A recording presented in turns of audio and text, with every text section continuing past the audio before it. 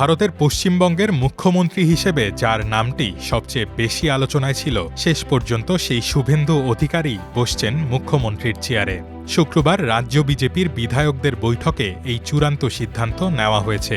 এদিন বিজেপির ২০৭ জন জয়ী প্রার্থীর সঙ্গে বৈঠক করে শুভেন্দু অধিকারীকেই পশ্চিমবঙ্গের বিধানসভার পরিষদীয় দলনেতা হিসেবে বেছে নেন কেন্দ্রীয় স্বরাষ্ট্রমন্ত্রী অমিত শাহ।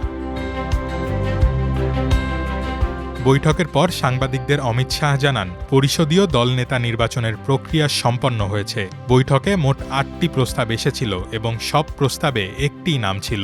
দ্বিতীয় নামের জন্য পর্যাপ্ত সময় দেওয়া হলেও আর কোনো নাম আসেনি। তাই শুভেন্দু অধিকারীকেই পশ্চিমবঙ্গের মুখ্যমন্ত্রী হিসেবে ঘোষণা করা হয়। এবারের বিধানসভা নির্বাচনে কলকাতার ভবানীপুর আসনে বিদায়ী মুখ্যমন্ত্রী মমতা বন্দ্যোপাধ্যায়কে ১৫,০০০-এর বেশি ভোটে হারিয়েছেন শুভেন্দু অধিকারী। শুধু ভবানীপুরই নয়, নিজের আরেকটি আসন নন্দীগ্রামেও জয়লাভ করেছেন তিনি। এর আগে ২০২১ সালের বিধানসভা নির্বাচনেও নন্দীগ্রাম থেকে মমতা বন্দ্যোপাধ্যায়কে ১,৯৫৬ ভোটে হারিয়েছিলেন তিনি। ঘরের মাঠে মমতাকে হারানোর পর এবার মমতার পাড়ায় এসে তাকে চ্যালেঞ্জ করে এই বিশাল জয় পান শুভেন্দু। আর এ কারণেই তাকে আগে থেকেই রাজ্যের পরবর্তী মুখ্যমন্ত্রী হিসেবে ভাবা হচ্ছিল।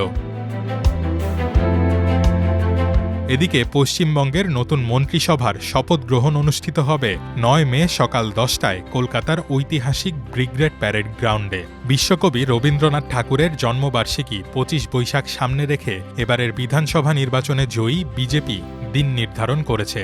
অনুষ্ঠান ঘিরে ব্রিগেড প্যারেড গ্রাউন্ডে বিশেষ মঞ্চ নির্মাণ ও সাজসজ্জার কাজও দ্রুত গতিতে এগিয়ে চলছে।